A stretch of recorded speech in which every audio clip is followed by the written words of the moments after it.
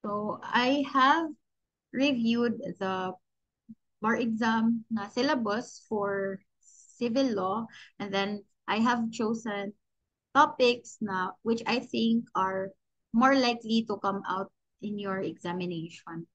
Okay. So, the first topic will be wills, katong special requirements for wills. So, we will just discuss this very briefly. Tapasan lang. Okay, so under the Philippine law, the preparation and execution of will, so we all know that there are two classes or types of will. Now we have the notarial will or holographic. Either way, these types of wills are governed by stringent requirements, very strict requirements to ensure validity and also to prevent fraud. I would say stringent because if ever na ay usa nga requirement nga wala siya na-follow or dili siya present sa pag-execute sa notarial will or sa holographic will, kay mahimo na dayon void ang atoang will. So, mag-start ta sa notarial will. Okay. So, sa notarial will, mo ni siya ang pinaka-formal nga will. Okay. From the term itself, notarial will, so that means notarized yun siya nga will. So, siya ang pinaka-formal nga type of will. So, mo ni siya ang ato ang tan-awon for the validity of the notarial will. So, we are going to look at the writing and language of the notarial will. So, obviously, since notarized man siya, dapat in writing gid siya, no? In writing, anya ang language must be in a dialect known to the testator. So, take note na ang when it comes to the dialect, ang requirement lang yun sa ato ang civil code is that ang language is known to the testator. So, from this, clear siya sa ato ang minds no na dili requirement nga ang language sa will known to the attesting witnesses. Kaya di ba, naman to requirement nga at least 3 credible witnesses. Kani siyang language nga requirement kay kuan ra siya, pertaining ra siya sa testator. So that means, for example, kung si Jake Baron, naghimo siya o will, unya ang will is in waray-waray language. Pero ang witnesses kay dili kasabot og waray. Pwede ba siya? Pwede, gihapon, as long as the contents were explained to the attesting witnesses. Kay ang requirement naman sa 804 is language known to the testator. Wala gi-appeal din hina. Known to the testator and the attesting witnesses. Okay, so one thing to remember. Unya, ano yung uban nga requirements here? Testamentary capacity. Okay, ato lang tanaw ni siya one by one. Form and signature, attestation, acknowledgement, pages, integration doctrine of capacity of the witnesses. So kaniha writing and language kay clear na siya ha. Again, ang requirement for the language or dialect kay sa testator only. Wala dili siya applicable sa attesting witnesses. So even if ang language nga gigamit sa will kay di kasabot ang attesting witnesses, dili siya pwede mahimong ground nga void ang will. Okay, kay pwede man sad nga gi-explain lang sa ilaha unsay content sa will. Then testamentary capacity sa testator ni siya. So at the time nga suwat niya yung last will and testament, kailangan at least 18 years old siya and of sound mind siya. So unsa man ato ang kasabot ng sound mind, dapat kasabot siya unsa iyahang mga gidispose din ha sa iyang gisuwat no, or sa iyang gipirmahan nga notarial will nya kasabot siya nga naghimo siya last will and testament ug kasabot siya sa pag-distribute no. Then form and signature sa will kay kailangan subscribe. So kung makakita mo og word na subscribe, di ba?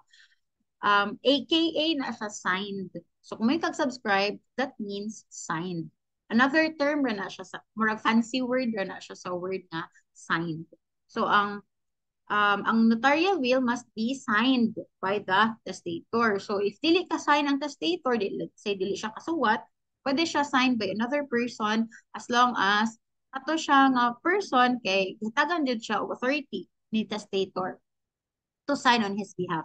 Unya dapat ang pagpirma makita pagpirma sa testator or katong iyang someone on his behalf kailangan in the presence of the witnesses. Dili pwede napirmahan na daan ang will o niya ipakita sa mga witnesses. Kailangan in the presence jud sa witnesses ni pirma si testator. Unya, aside ni testator, kailangan sad subscribed by at least three credible witnesses. So at least three na witnesses. Unya, kailangan ang pagpirma sa mga witnesses nakakita sa testator nga ni pirma o nakakita sad ang uban witnesses nga ni pirma ang kana nga witness. So in the presence of the testator and of one another. Nya kanikod sa attestation clause also very important to remember unsay kinahanglan nga i-appeal nimo sa attestation. Unsa nga mga words or statements ang inyuhang i-appeal sa attestation clause. So first, sa attestation clause, kailangan mo sulti siya pila ka number of pages ang will. Importante man siya kay what if di ay natangtangan og usa ka page, no? So every page matters and that's why kailangan sa attestation clause kay naka-indicate jud siya nga pila ka number of pages ani nga last will and testament. Unya sa attestation clause kailangan gisulti sa jud didto nga si testator ni pirma siya while nagtan-aw ang uban witnesses, no, in the presence of all witnesses. And then kailangan sad naka-state sa didto na ang mga witnesses kay ni pirma sila in the presence of the testator, meaning nakakita si testator pagpirma sa witnesses og nakakita ang uban witnesses nga nipirma ang kato nga mga witnesses in the presence of one another. Okay, so importante ni siya ang attestation clause kay na yung mga bar exam questions na dinhi siya nag-focus o na kulang sa attestation clause. Kunya, since notarial will man siya, so that means notarized siya, meaning acknowledged before a notary public. Ang kaning word nga acknowledgement kay kung ano siya ha, technical term ni siya na kung i-apply ninyo sa legal ethics, di ba na, or katong notarial practice rather, sa notarial practice, di ba naman tayo jurat, nasa tayo acknowledgement, no? Jurat and acknowledgement. So ang kanin siya nga word nga acknowledgement din pasabot ani katong acknowledgement sa legal forms. Dili ni siya ingon nga murag simple English term nga, oh, gi-acknowledge na ko. Ano, so acknowledgement na dyan na siya specific no wordings, no, kung acknowledgement versus jurat. So dili pa di jurat ha, so kung makita mo last will and testament niya, jurat ra ang nakabutang didto. Unsa man ang jurat no, subscribed and sworn to before me this 23rd day of June kana simple ra kay ang jurat. Kailangan acknowledgement di siya, dili jurat, okay? So acknowledgement before a notary public. Okay, this step authenticates the document and ensures that proper formalities were observed. So, kailangan sa acknowledgement, no, ibutang dito na i-acknowledge siya before a notary public by the testator and the witnesses. Then, pagination case. Because again, di ba dito sa attestation clause, kailangan naka-indicate pila ka number of pages. And that's why, for example, liingon dito sa attestation clause na consists of 5 pages ni siya. So, kailangan each page, na-agad siya page number. So, requirement dyan ang pagination. Each page of the will must be numbered consecutively and signed by the testator or a proxy. Ang proxy dili pasabot if ang testator dili makasign. Let's say, di na mo gana yung kamot, di na mo lihok ang kamot. So, na siya proxy. As well as the witnesses. So, for each page, kailangan na ang pirma sa testator o sa witnesses. Kay ang purpose ani is, for example, if naadyo'y mangilad ba din, ang tango ng page 4, ilisan siya glain na wordings dito.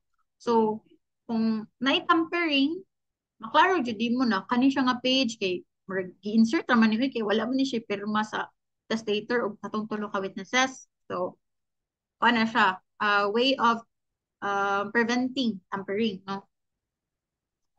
Then the will integration doctrine, the will must reflect the intent of the testator as a unified document. All pages must be physically or logically connected to prevent fraudulent inclusion or exclusion of pages. So, kumbaga, ang kaning integration doctrine is ang quality sa last will and testament ba na tanan mga pages dito dapat coherent sa each other. Murag walay something off nga pagbasa nimo lahi lagi ni nga page murag dili siya connected sa uban nga pages. So mara na ang integration doctrine. Kunya for witnesses katong 3 credible witnesses kailangan at least 18 sila be of sound mind, not blind, deaf or dumb. So, di ba na bantay mo question nga Dili siya blind, dili siya deaf, dili siya dumb, pero mute siya. So, pwede kung mute. Pero kasagaran good mute no kay deaf. Pero kung mute lang yun siya, dili siya deaf, pwede ra gihapon siya mahimong witness. Yeah, not be beneficiaries under the will. Okay? So, knowing all those requirements, so we have this bar question. So, ang pag-answer na to, ani, nagtanaw na to sa question is, kung kuan siya, answerable siya by yes or no, answer mo yes or no, anya, butang ilag because na. So, yes, yes, it's valid because, or no, it's not valid because. Para makahibaw ta kung sakto ba sa inyong gigamit nga legal basis o naka spot mo sa issue kung sa main issue ni. Okay? Miguel, who died single and childless, was survived by his two legitimate brothers, Romy and Riley, and his nephews, Arno and Pabs, the legitimate sons of the predeceased legitimate brother Edward. Before his death, si Miguel daw kuno nag-execute og isa lang ka page nga last will and testament, no, notarial will, na asay attestation clause, niya nasa siya notarial acknowledgement. With only one testamentary disposition, o sara daw ang gibutang niya dito nga pag-dispose, bequeathing his entire estate to Romy and Riley. The will was not paginated. Walay page number daw ko, no? And but was attested by 4 witnesses. Uno, dos, tres, and cuatro. So, upat kabok iyahang witnesses. It was the eve of Cuatro's 17th birthday when the will was executed. The will was written in the Ilocano dialect, which Miguel knew and understood, but the witnesses did not. Miguel and the witnesses signed at the end of the testamentary disposition. So, one page lang siya. Sa ending daw kung sa pinakaubos, nagpirma si Miguel o ang mga witnesses. The attestation was also written in the Ilocano dialect, which, when translated to the English language, read as follows. This will, mo na yung attestation clause ko, no? This will of Miguel was written in one page. We, the attesting witnesses, signed at the end of the will and at the bottom of this attestation in the presence of Miguel and of each of us. Then each of the 4 witnesses signed below the attestation clause. Because none of the witnesses knew and understood the Ilocano dialect, the attestation was interpreted to them by Miguel's lawyer who was present to notarize the will. So, gets na to ang facts. Okay. So, nani siya duha ka question. Okay. First question lang sa, does the fact that the will was written in a dialect known only to Miguel invalidate the will?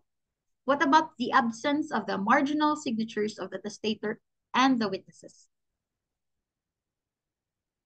So, kanina sa letter A, you can type your answer. So, kanina lang, kay duha man ang question sa letter A, ang first lang sa, as to the kaning dialects. No? Does the fact that the will was written in a dialect known only to Miguel invalidate the will? Yes or no, and then defend like very briefly. Yes, because, or no, because.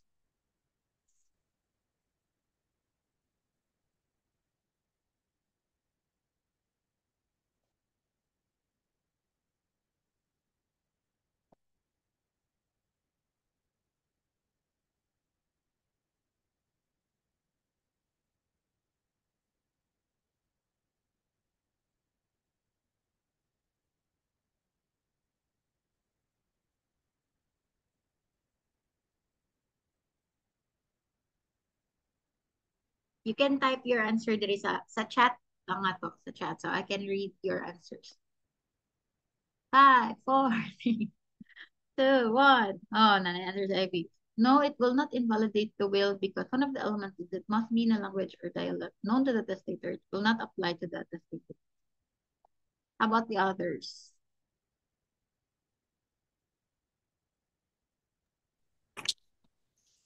Wait lang ako yung mag-open ko sa laptop ha. Ah, ay, Wait, nag-unsa ko ano mo gamit. iPad akong gamit. Wait lang. Nag-type na ko. Wait. Sorry.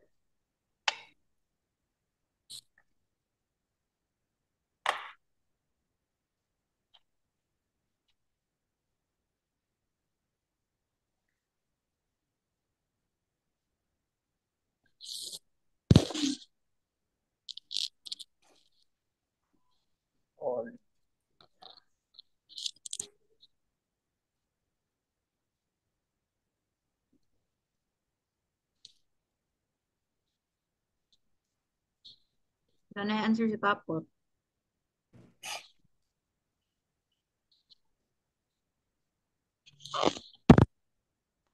Pero wala pa ko sa siguro second. How about Jake Zan? Di, ayun, na yan. First lang. And first lang. Kuan. So, mo na yung answer ni Jake. So, parehas mo answer na unanimous atong answer nung ano, the will not invalidate it will siguro be. It, it will not invalidate the will. Valid because the will only requires that the law only requires that the language be known to the testator. You can say it this way, that the language requirement or that the law only requires that the dialect be known to the testator and not the attesting witnesses. Sakto. Sakto ha. So prior to discussing those topics, bakay, murag mailad tanong no, lawa man sila kasabot sa kuan language niya mo kag no kay wala sila kasabot sa Ilocano language niya kana na to kuan di ay the stator jud di ay ang required no language known to the testator. Okay, next. What about the absence of the marginal signatures? Ano sa kasabot sa marginal signatures? Katong mga pirma nga ibutang sa kilid ba sa margin? Sa margin sa page, mo na ang marginal signatures. Di ba? Namtay requirement na to na each page kay naa page number kunya each page kay naa pirma sa testator o sa witnesses. So dinhi kay wala man na nila buhat. Okay, what about the absence of the marginal signatures of the testator and the witnesses? Will it invalidate the will?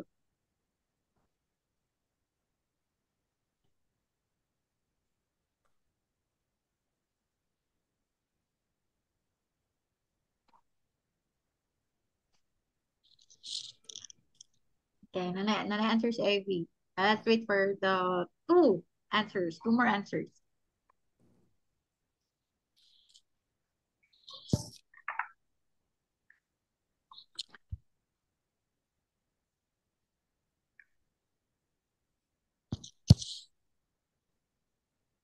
Mm-hmm. No.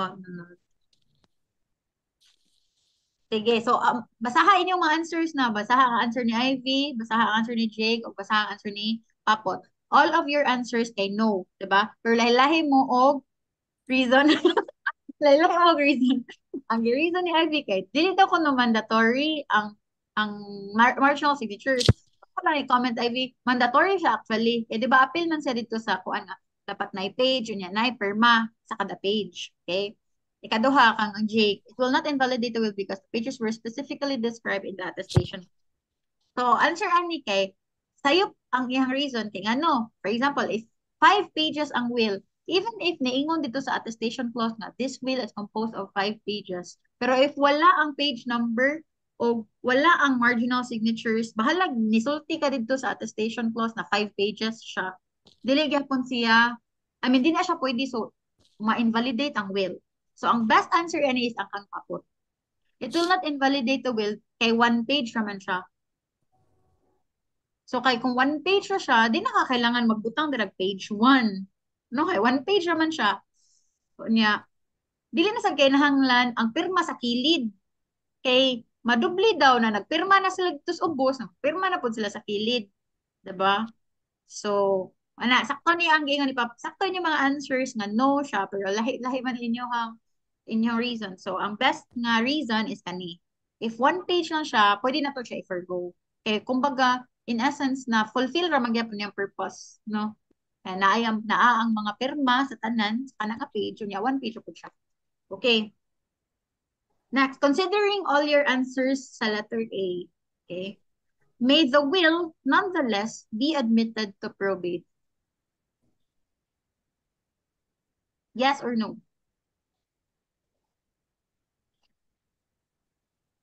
So, going back, unsa ganito ang purpose sa probate? To check rather validity sa will. Okay?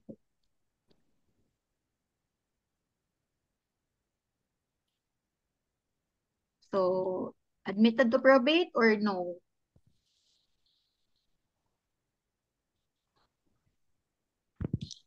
Butangan pa na mong elements. Dili lang. Kuan lang. Kung no, nganong no man, ana lang. So, ang answer, sige kang mo, wait lang pag-answer ni Jake. Ha? Ay, nag-una rin ka. Yes, the will may be admitted for probate because the will remains valid despite of the small irregularities. Kaya kang IV kay yes, because it complies with all the requirements. Because it complies with all the requirements. Sunod, yes, the will nonetheless be admitted to probate because all the formalities are present. So, ang answer na to, ani, is no. Nga naman, teman unsa ganito kailangan, especially sa attestation clause, unsa ganito nga mga words kailangan imo ibutang sa attestation clause? First, ato balikon ang katong nga mo ni siya ha, ang requirements sa attestation ha. Kailangan mosulti ka pila ka number of pages. Okay? Next, kailangan isulti ni testator dito na nipirma siya in the presence of all the witnesses. Si testator ni pirma in the presence of all the witnesses. Kailangan sad mosulti dito na ang mga witnesses ni pirma in the presence of the testator and in the presence of one another. Okay. Let's look at the wordings sa attestation clause ni Miguel. Sa will ni Miguel. Sige, basaha ang attestation. This will of Miguel was written in one page. So check sa first, diba? Check kay naa ang number of pages. Ikaduha, nga requirement, kailangan i-state dito na si testator ni pirma siya sa will in the presence of the witnesses. Wala. Wala. Wala. Okay? Ang ikatulong nga requirement nga, dapat i-state sa witnesses na ni pirma sila in the presence of the testator and of one another. Wala. Wala. Ano di ay? We, the attesting witnesses, sana in the presence of Miguel and of each of us. So, ang missing is ang statement ni testator na nipirma siya in the presence of the witnesses. So, defective ang attestation, void ang will.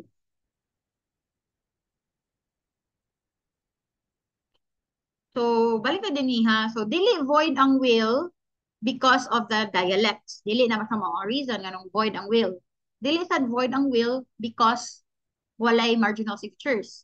But void ang will because defective ang iyahang attestation. Okay?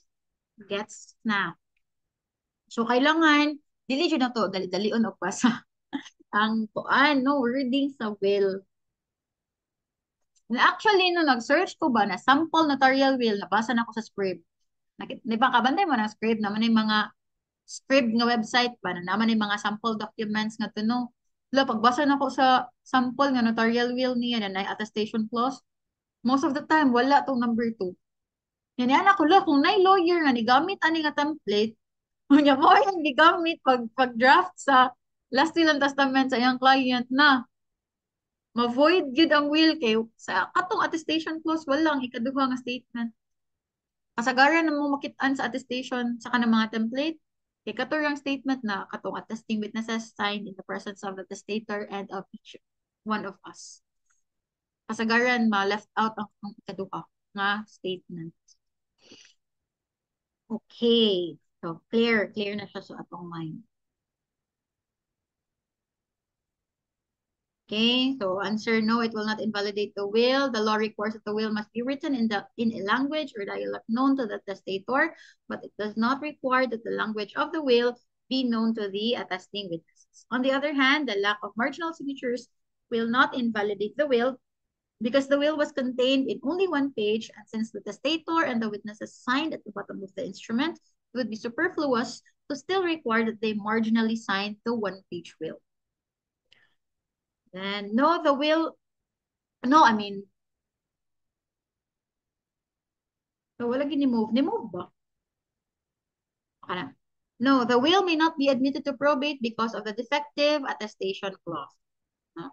Now, the attestation clause, so second to the last statement, the attestation clause in Miguel's will failed to state that the testator signed the will in the presence of the attesting witnesses. Unya, if you also notice, upat ka kabuok ang iyahang witnesses, but ang isa nila in anay incapacity, 'di ba kay 17 years old man to si 4. So incapacity ni fourth witness per na naari gyapon tulo. So valid ra gyapon siya. Na pa may tulungan na habilin. Okay, next. So, mo to siya ang sa notarial will ha. So, sa holographic will, kuan lang ni, ato i-breeze through lang ni siya. So, ang holographic will, kailangan tinuwat yun, handwriting, yun siya sa testator. Ang entirety of the will. Walay dapat nga printed nga part, o niya, handwritten nga part. Kailangan 100% handwritten jud siya. Yan na, siya date o perma ni testator. Okay. No witnesses required, and if na mga subsequent alterations, if na ganahan i-change si testator sa iyang gihimo nga holographic will, kailangan mo satisfy ra gyapon siya ani nga requirement. Okay, entirely written, dated, and signed. Even ang subsequent alterations. So written by the hand of the testator. Any mechanical or printed content renders the will invalid. So it must be dated, signed by the testator. No witnesses required. Okay, unlike sa notarial will nga, kailangan at least 3 credible witnesses. And then, if na siya i-change later on sa iyang holographic will, dapat ang modifications must entirely be handwritten, dated, and signed by the testator. So, authentication during probate, kaya wala man siya witnesses, di ba, ang holographic will. So, wala siya witnesses pag-execute niya sa will. So, during probate, ang witnesses will be called on to authenticate lang the writing and the signature of the testator. Para ma-prove nga, agi gyud ni niya o pirma gyud ni niya.